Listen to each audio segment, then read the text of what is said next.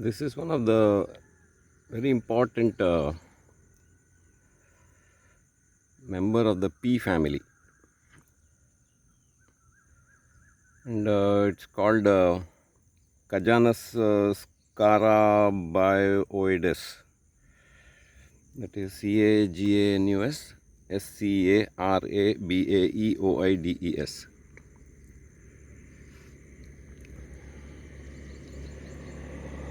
And this one, it belongs to the genus of Cajanus.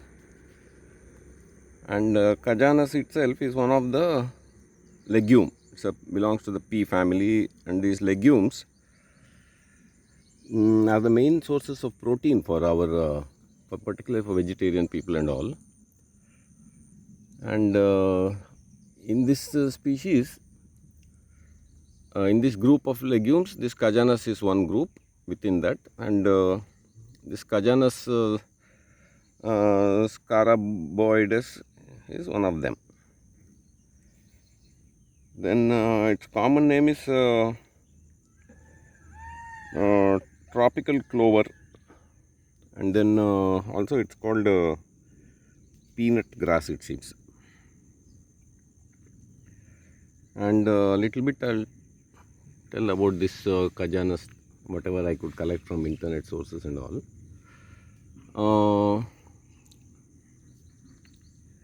There are 32 species of Cajanus genus identified so far, and this Cajanus cajan is there.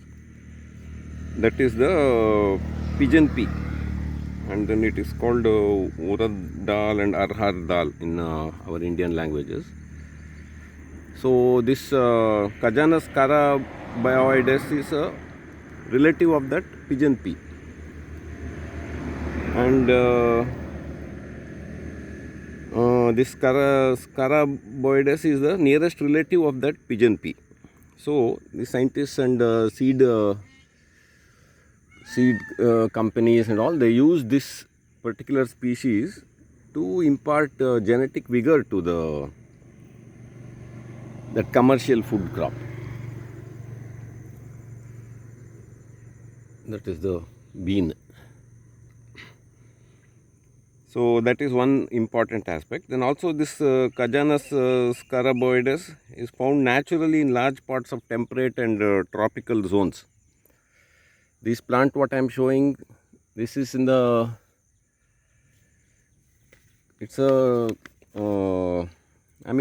it's a degraded place. Then it occurs naturally in these open places, and then it spreads on the ground nicely as a ground cover. Also it will climb on to nearby small weeds and all, like how it has done here. It's gone all the way to about 10 feet almost height, covered the entire this patch of weeds what is growing. So it occurs in temperate and tropical zones. It has excellent drought resistance. Then also it is hardy and has a good protein content also. And it's found from Madagascar, India, East Asia, China, lot of places. And it has a great application for regreening the degraded places. Like here now, this place, it's completely, they have cleared everything except one tree has been spared there, otherwise it's completely cleared. Not only that, topsoil also has been leveled off, and so there's nothing here. Even though monsoon is over, hardly any weeds have managed to reoccupy.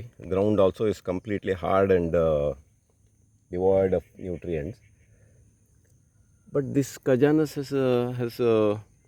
has occupied nicely, and first it likes to climb on to whatever weeds are there around it.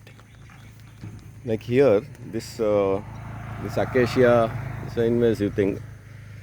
So it has climbed down to all of them beautifully. Completely it can smother the smaller weeds. So it's a good plant to control weeds in places in rubber estates and other places. If these seeds are scattered, it will smother the weeds. And then not only that, being a legume, it also fixes the atmospheric nitrogen to the soil, and it holds the soil very well. Then it is a host of a couple of butterflies and all. And it seems people also eat it as a drought food. If nothing else is there, they can consume this somehow. And it's used as fodder also for cows and all. So it has good applications as a, suppose you own a land like this, nothing is growing, then you want to regreen it. Then if you get a couple of kilos of this Cajanus scaraboides seeds, scatter it at the right time, it will grow and completely occupy. And it also has the ability to serve as a ground cover. For example,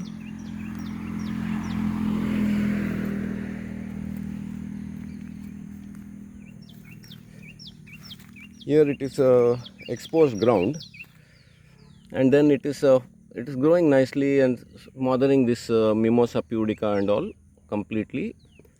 Then if it is a little bit, if it is supported, it can form a mat on the ground, completely covering, and keep the soil moist, regenerate the soil, and then degraded farmlands all can be regreened using this scaraboides. So from as it's a good, it serves as a good useful pioneer species which can be used for regreening, then also to as a ground cover. So it's one of the wonderful plant, and it doesn't need your maintenance and all. It's perfectly capable of looking after itself. Then the flowers I'll show now. It has small flowers like this. Around 10 o'clock when the sun comes out nicely, these flowers open.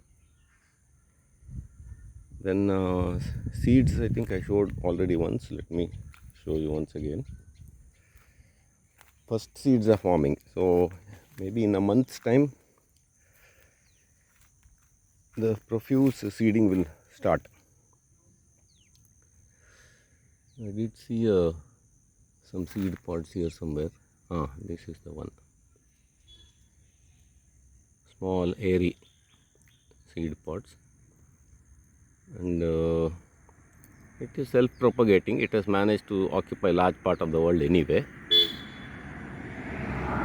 and you can find it in all kind of degraded open places, footpaths, then forest borders, and farm borders, then wastelands, all kind of degraded places it occupies. And if it is left for a few years, it will nicely cover and regenerate and heal the soil and environment of that place. Also, it's not a very vigorous in the sense, it's not a big thing. So it can smother smaller weeds, but it can't kill off bigger trees and all. If you are growing some crop, some jackfruit or one of the mango or something, this is a good ground cover. It will occupy the place and save weeding cost. Then also it will fix nitrogen. You will get free nitrogen, and it improves the soil structure. Then when the ground is covered with these kind of plants, the direct sunlight will not hit the earth, and that keeps the soil cool. So, and protect and hold the moisture what is already there in the ground. So though this is not such a showy plant and all, it's very, very useful, and scientists have collected some 130 or 150 varieties of some small variations in this species, and those collections are used to impart genetic vigor to that pigeon pea. So it has commercial applications also. I mean, it's essential. Then It's also it's a native plant of India. If you see, it is not invasive weed or anything compared to that Vedalia and all. This is a good plant. No, I think first flowers are opening. Very tiny little flowers.